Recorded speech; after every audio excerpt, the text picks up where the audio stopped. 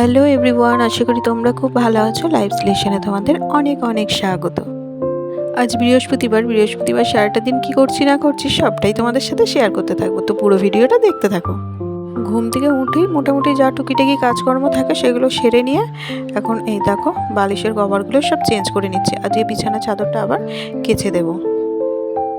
প্রায় 3-4 দিন মতন হয়েই গেছে, আর আমি 3-4 দিন হয়ে গেলে পরে তারপরে এই বিছানার চাদরটা কেচে দিই, নয়তো দেখতে একটু কেমন লাগে যেন। আর বিছানার চাদরটা বেশ কাঁচা চাদর পাতলে পরে বিশেষ করে বেশ ঘরটা পরিষ্কার পরিষ্কার লাগে, তাই কয়েকদিন বাদে বাদে বিছানার চাদরটাকে কেচে দিই। তো বোঝো এখনও শুয়ে রয়েছে, ও শুয়ে থাকুক, আজকে ছুটির দিন। একেই তো ওদের এক্সাম চলছে, যেহেতু আজকে টিচার্স ডে 5 সেপ্টেম্বর, তো আজকে এক্সাম নেই, স্কুল ছুটি আছে। তা ও একটুখানি ঘুমোক, আমি ততক্ষণ এই কাজগুলো গুছিয়ে নিই, তারপরে ওকে ঘুম থেকে তুলে আবার পড়তে বসাতে হবে। আজ সকালের দিকে পড়তে বসাতে হবে, আবার রাতের দিকে সেইভাবে পড়তে বসানো যাবে না। এই দেখো এখনও ঘুমোচ্ছে, আর বিকেল বিকেল করে আবার পড়তে বসিয়ে দিতে হবে। কারণ হচ্ছে আজকে যেহেতু টিচার্স ডে, যে বাচ্চাগুলোকে পড়াই সে বাচ্চাগুলোকে রাত্রেবেলা আসতে বলেছি, একসাথে সময় কাটাবো বলে। তো সেই জন্য বোঝোকে তো আর রাত্রেবেলা পড়ানো যাবে না, সেই জন্য ভাবলাম যে সকালের দিকটা একটু বেশি করে ওকে সময় দিয়ে নিই, তারপরে বিকেলের দিকটা আর একটুখানি পড়ে নেবে, তাহলে পরে হয়ে যাবে। আর এদিকে দেখো বোঝোকে ঘুম থেকে ডেকে তুলে দিয়েছি, ও না উঠলে পরে তো বিছানার চাদরটাও পাততে পারবো না, তাই বললাম যে উঠে একটু ফ্রেশ হয়ে নিতে, কারণ হচ্ছে আবার পড়তেও বসাতে হবে। আর ওদিকে আমার সংসারে কাজগুলো রয়েছে, আর ওকে লিখতে দিয়ে আমাকে কাজগুলোও কমপ্লিট করতে হবে। সকালের দিকটা না পুরোপুরিভাবে একভাবে ওর সামনে বসে থাকতে পারি না, পড়তে বসালে পরে কিছুক্ষণ হয়তো বসি, তারপরে উঠে গিয়ে আমাকে সেই আবার কাজ করতে হয়। আর সামনে না বসলে পরেই বাচ্চাদের যেটা হয়, পড়ার থেকে খেলা, অন্যান্য কোনো কিছু করে সময় কাটানো, এসব করতে থাকে। কিন্তু কিছু করার নেই, সকালবেলাটা অনেকটাই টাইম দিতে হবে ওর পেছনে আজকে। আর ওদিকে রান্নাবান্নাও আছে, আর সকালবেলাও জলখাবারে আজকে ফেনা ভাত খাবে বললো মনোজ, তাই আলু সেদ্ধ আর ফেনা ভাত ওদিকে বসিয়ে দিয়ে এসেছি, বোঝোকেও তাই খাইয়ে দেবো। তো ওইদিকে দেখো বিছানাটা গুছিয়ে নিয়েছি, এবার ঘরটা ঝাঁট দিয়ে নিয়ে তারপরে বোঝোকে একটু কিছু খাইয়ে ঠাইয়ে দিয়ে ওকে পড়তে বসাবো। ওদিকে জামা কাপড়গুলো এখনও কাচাকুচি হয়নি, বাসি জামা কাপড় এসব রয়েছে, তারপরে বিছানার চাদর কভারগুলো খুললাম, ওইগুলো রয়েছে, সব কাচতে হবে। তো বোঝোকে বললাম যে একটুখানি উঠে ততক্ষণ যোগাগুলো প্র্যাকটিস করতে, তো ও সেগুলো করতে থাকবে, আর ততক্ষণে আমি ওই কাজগুলো সেরে নেবো। আর এই দেখো ও একা একাই এখানে যোগা প্র্যাকটিস করছে, ওর বাবাও রয়েছে পাশে বসে, তো ওইগুলো করতে থাকুক, ততক্ষণ আমি গিয়ে জামা কাপড়গুলো সব কেচে নেব। সকালবেলা প্রতিদিন ঘুম থেকে উঠে যে কাজ শুরু হয়, সে কাজ যে কখন শেষ হয় তা বুঝতেই পারি না। এরকম করতে করতে সারাটা দিন মানে 24টা ঘন্টা কিভাবে কেটে যায়। আর ওদিকে বাজার থেকে মনোজ দেখি কি নিয়ে আসে। আজকে বৃহস্পতিবার আছে, দোকান বন্ধ থাকে, কিন্তু আজকে দোকানটা খুলবে, যেহেতু মাসের প্রথম দিকে বৃহস্পতিবারটা দোকান খোলাই থাকে, তাই মনোজ গেছে বাজারে, দেখি কি নিয়ে আসে। আর আজকে রান্নাবান্নাও আছে, যেহেতু টিচার্স ডে আছে, তো বাচ্চাগুলো আসবে, তা সব কিছু গুছিয়ে দিনের বেলায় রেখে দেবো, আর বিকেল বিকেল রান্নাটা শুরু করে দেবো, তাড়াতাড়ি করে যাতে রান্নাটা কমপ্লিট করতে পারি। আর একে খাঁচা থেকে বের করে রেখেছে, ও নিজের ছন্দে একা একা ঘুরে বেড়াচ্ছে, এটা ওটা দানা কুটে খাচ্ছে, এই করছিল।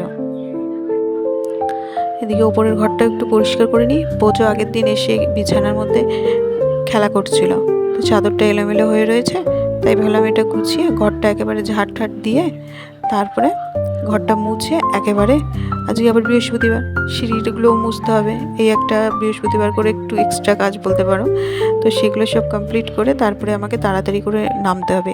আর গরমটাও ভীষণ পরিমাণে লাগছে, যেহেতু কড়া রোদ উঠছে, তো মানে এত পরিমাণে গরম লাগছে ভাবসা, তারপর ঘামও হচ্ছে। কিন্তু এই গরম যতই অসহ্য লাগুক কিন্তু সহ্য করা যায়। আর ওই বৈশাখ জ্যৈষ্ঠ মাসের যে গরম ছিল বাবা, ওটা অসহ্যকর গরম ছিল।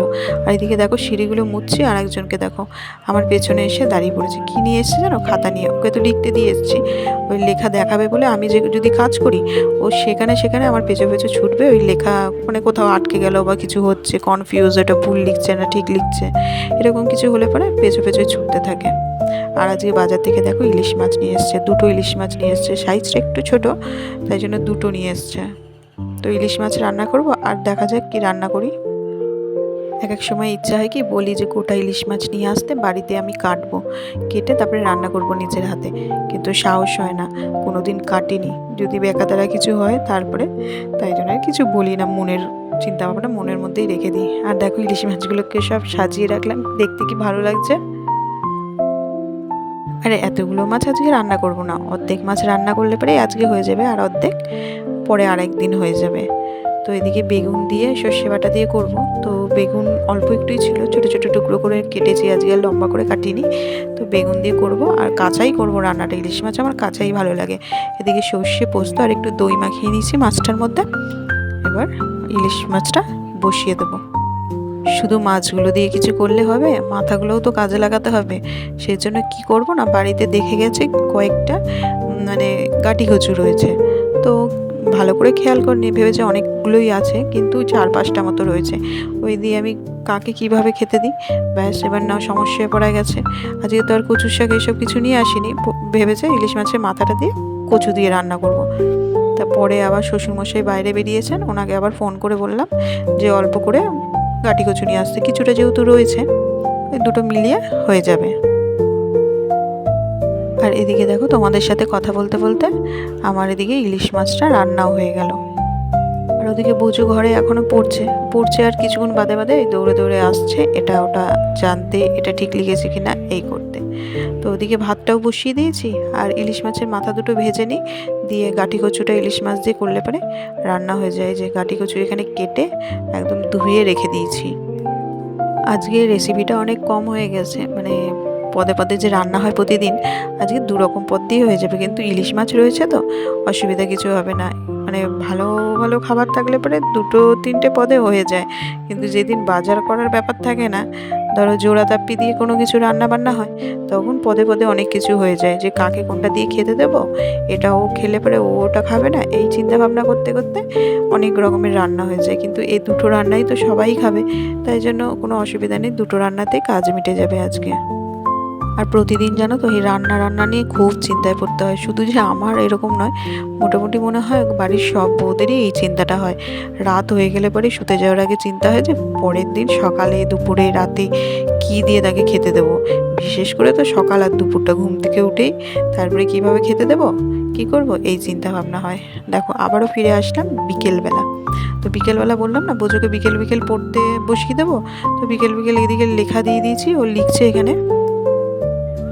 আর এদিকে আমি দেখো এগুলো সব ফ্রিজে রেখে দিয়েছিলাম, দই দিয়ে মানে চিকেনটাকে ম্যারিনেট করে ফ্রিজে রেখে দিয়েছিলাম, সব ফ্রিজ থেকে এই জাস্ট বের করলাম। বললাম না সব দুপুরবেলায় রান্না করতে করতে সব গুছিয়ে রেখেছি, ক্যাপসিকাম, তারপরে হচ্ছে গাজর, বিনস সব কেটে রেখেছি, ফ্রাইড রাইস করব।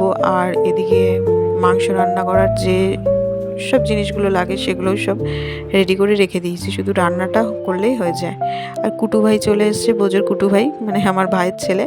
তো এখন দুজনে মিলে খুব হুড়োহুড়ি চলছে, আর ওরা ওদিকে দুজনে মিলে খেলা করছে, আর আমি চলে আসলাম এখানে রান্নাটা বসিয়ে দিতে। যেহেতু রান্নাবান্নাগুলো এগুলো একার হাতেই করি সব কিছু, তাই একটু টেনশানই হয় বই কি, মানে মনে হয় কি সময়ের মধ্যে সব কমপ্লিট করতে পারবো তো, তাই জন্য দেখো বিকেল বিকেল রান্না করা শুরু করে দিলাম। ওদিকে চিকেনটা আমার প্রায় হয়ে গেছে, আর এদিকে ফ্রাইড রাইসের জলটা মানে বসিয়ে দিয়েছি, ওটা গরম হতে থাকুক। আর দেখো চিকেন কষা একদম রেডি আমার। বোঝো আবার বিকেলবেলা যোগা ক্লাসে যাবে, মানে বিকেল নয় সন্ধ্যাবেলা 7টা থেকে যোগা ক্লাস আছে, তো ওদিকে যোগা ক্লাসে বেরিয়ে হয়ে গেছে, টাইম হয়ে গেছে বলে। আর কুটু এখানে কি করবে, একা একা বেচারা মোবাইলই দেখছে, তাই আসলাম এসে ওর পাশে একটু বসি, ওর সাথে গল্প সল্প করি। আর এদিকে দাদা নেই বলে ওরও মনটা একটু খারাপ হয়ে রয়েছে, একা একা হয়ে রয়েছে। আর দেখো বলতে না বলতে আজকে তাড়াতাড়ি কিন্তু যোগা ক্লাস থেকে বোঝা চলে এসছে, মানে এক্সাম চলছে বলে স্যার তাড়াতাড়ি ছেড়ে দিয়েছেন। ব্যাস আর এক্সাম এসে আর পড়াশোনা, ব্যাস হই হুল্লোড় বেলুন নিয়ে খেলা। আর এদিকে আমার স্টুডেন্টরাও সব চলে এসছে, সব একসাথে বসে গল্প হচ্ছে, সময় কাটানো হচ্ছে। অন্যান্য দিন নয়তো পড়াশোনা হয়, বকা এসব হয়, তো আজকে তো টিচার্স ডে, এসবের কোনো ব্যাপারই নেই, আজকে শুধু খেলাধুলা আনন্দ করা। তো আর যে এরা দুজনে যে কী হুড়োহুড়ি করছে সেই থেকে, তার তো কোনো ঠিক নেই, যে দাদার একদম পিঠের ওপর উঠে পড়েছে। আর এদিকে অনেকটা রাত হয়ে গেছে, প্রায় 9:30 পৌনে 10টা মতো বাজে। তাই খেতে দিয়ে দিয়েছি, সবাই এখন খাওয়া দাওয়া করছে, একসাথে বসে রয়েছে। আমিও পাশে বসে এখন ওদের সাথে গল্প সল্পও করছি। আর রুম্পাও চলে এসছে। আর রুম্পা কিন্তু আমার স্টুডেন্ট নয়, এটা হচ্ছে আমার এক ননদ হয়। তো সবাই মিলে এই আর কি একটু আনন্দ মজা। আর ওদিকে কুটু তো বাড়ি চলে গেছে, রিয়ার ভাই এসেছিলো, এসে ওকে নিয়ে চলে গেছে। তো এই জাস্ট খাওয়া দাওয়া করে ফ্রেশ হয়ে তারপরে আসলাম। রান্না বান্না করেছি বিকেলে, বেশ ঘেমে নিয়ে একসাকার হয়ে গেছি, তাই একটু ফ্রেশ হয়ে নিয়ে আসলাম। তো চলো আজকের মতো ভিডিওটা এখানেই শেষ করছি। যদি ভালো লেগে থাকে অবশ্যই কিন্তু লাইক, শেয়ার অ্যান্ড সাবস্ক্রাইব করে দিও। আর ভিডিওটা কেমন লাগলো অবশ্যই কমেন্ট করে জানিও। আবারও ফিরে আসছি নতুন কোনো ব্লগের সঙ্গে, ততক্ষণের জন্য টাটা।